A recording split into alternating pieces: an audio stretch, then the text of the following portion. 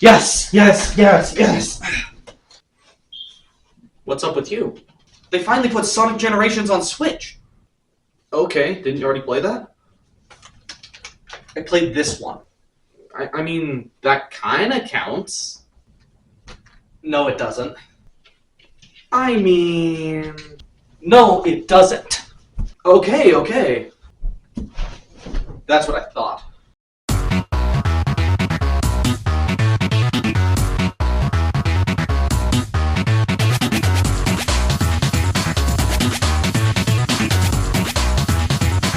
Ah, Sonic, everyone's favorite blue blur. While his fan base is nothing short of passionate, even his most dedicated supporters would agree that, in recent years, his games have been somewhat of a mixed bag. That being said, when Sega released Sonic Generations, the third game to feature the boost gameplay style, it quickly earned a reputation as one of the good ones. This quality also meant that, naturally, people were excited when Sega announced Sonic X Shadow Generations. This would be an enhanced version of the game for modern consoles that would feature an entirely new second campaign. If I'm being honest, I only ever played the 3DS version of the game, so this is my first time really playing Sonic Generations, and man, was I missing out. I might talk about the Shadow portion of the game later, but for now, I just want to highlight the Sonic portion, as it was that good. Without further ado, hey guys, Wario style, and let's get right into it. Something I wasn't really expecting from this game was how separate the two portions of the game would really be from each other. After getting past the initial title screen, you're greeted with a completely original menu, from which you will have to choose which game you are wanting to play. If you choose the Sonic portion of the game, you are greeted by another title screen. Ah yes, every gamer's dream. 3 consecutive menus before you can get into the action. To be clear, this is more of a nitpick than a serious criticism, but still, I don't know why they couldn't simply boot straight into the game select menu. The inclusion of the original title screen also just feels a bit unnecessary. Once you make it into the main game of Sonic Generations, you're thrown into the first level, which uses one of this game's 2 main gameplay styles. Classic Sonic. Classic Sonic's whole thing is that he plays a lot like the old 16-bit Sonic games from the Genesis. His levels are fully 2D, and you'll have to collect rings, roll down hills, and bounce off badniks just like you would expect. Classic Sonic also features his moveset from Sonic 2, which makes him feel good to play. His physics are far from one-to-one with the classic games, but they get the point across very well. Things like his spin dash that launch you forward at an absurd speed, and the 2.5D perspective that allows for the camera to pull off dynamic and eye-catching angles also show that this version of Classic Sonic is just a bit exaggerated.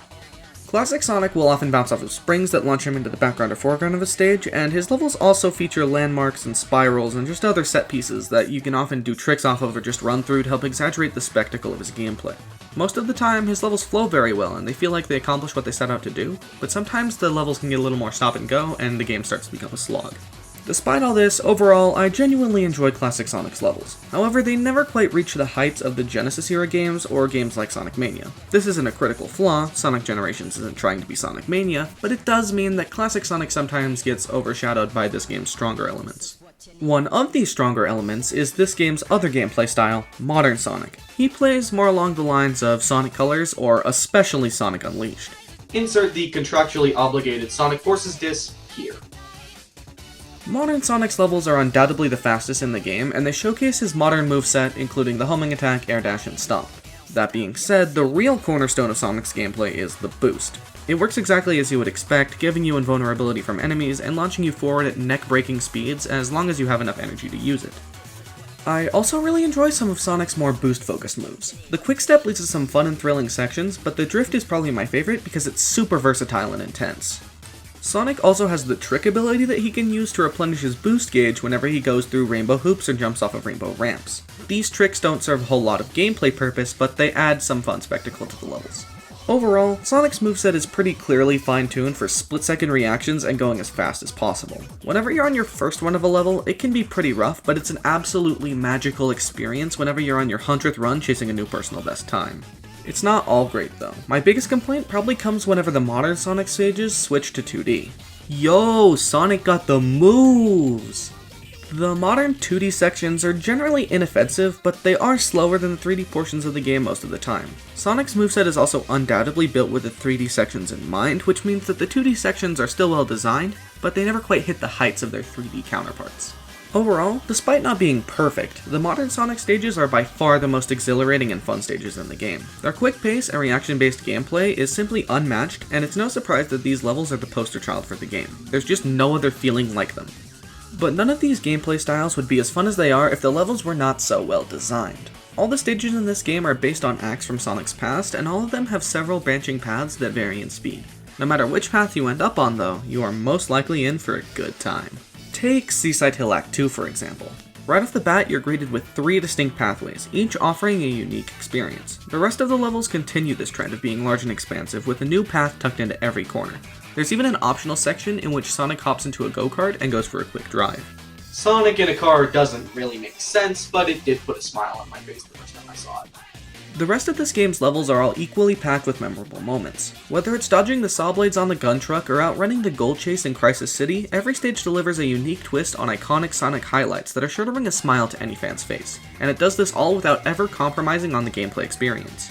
As with most of Sonic's games featuring the boost mechanic, these levels truly shine on replays. A lot of my enjoyment came from running through each of these levels over and over, discovering faster routes and mastering skips to help shave seconds off my time.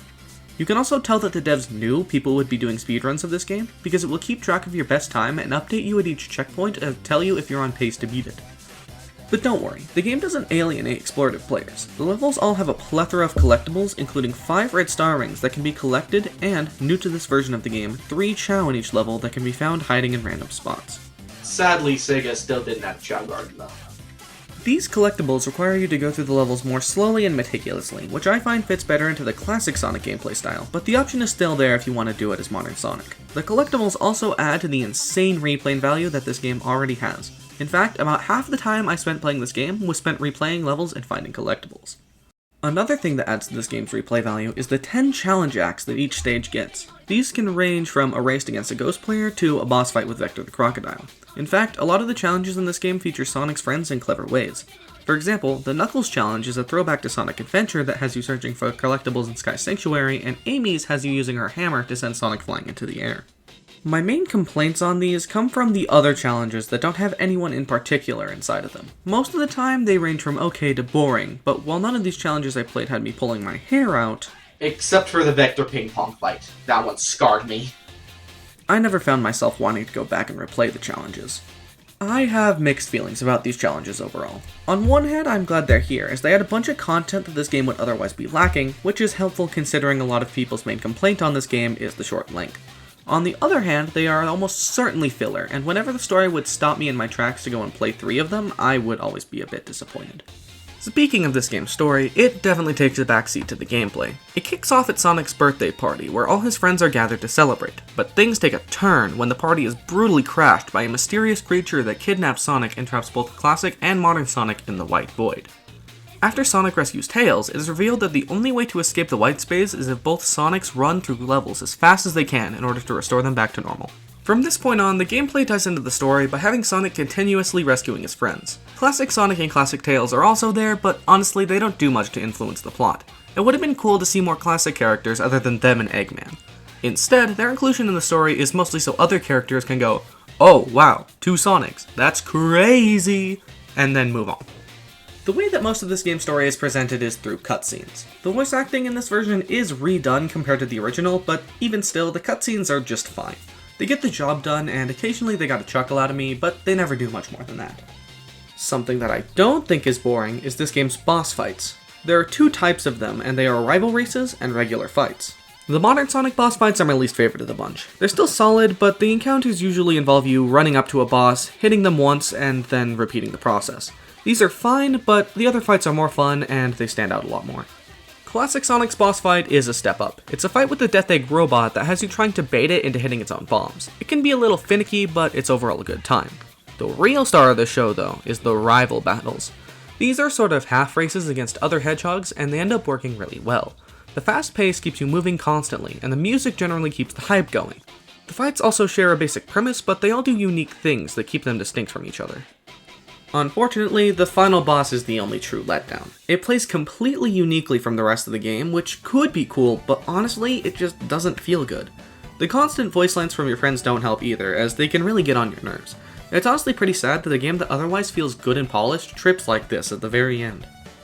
After beating the final boss, you unlock Super Sonic, who can be equipped at the Skill Shop. The Skill Shop is an interesting mechanic that allows for some minor customization. You can purchase skills from Omochao, and then you can spend skill points to equip them. These abilities range from the drop dash for classic Sonic, to a small boost of speed at the beginning of each level for modern Sonic, to Super Sonic being able to be activated when you have 50 rings. Each of these abilities varies in quality and has a different cost, so something like the drop dash will only cost a few points, while Super Sonic takes all of your points so you can't equip anything else. Honestly, I like this system. While not particularly deep, it just adds enough customization to feel rewarding. And in the end, there's just a lot to like about this game. Beyond the other standout elements I've already covered, the soundtrack is absolutely phenomenal and the entire experience feels polished and carefully crafted. With this new version including a lot of quality of life improvements, as well as an entire second campaign that I would love to talk about but I just didn't have the time to, I am comfortable saying that Sonic Generations is the best boost game and it's a must play for any Sonic fan. I give Sonic Generations an 8 out of 10, Wario style, and I will see you all next time.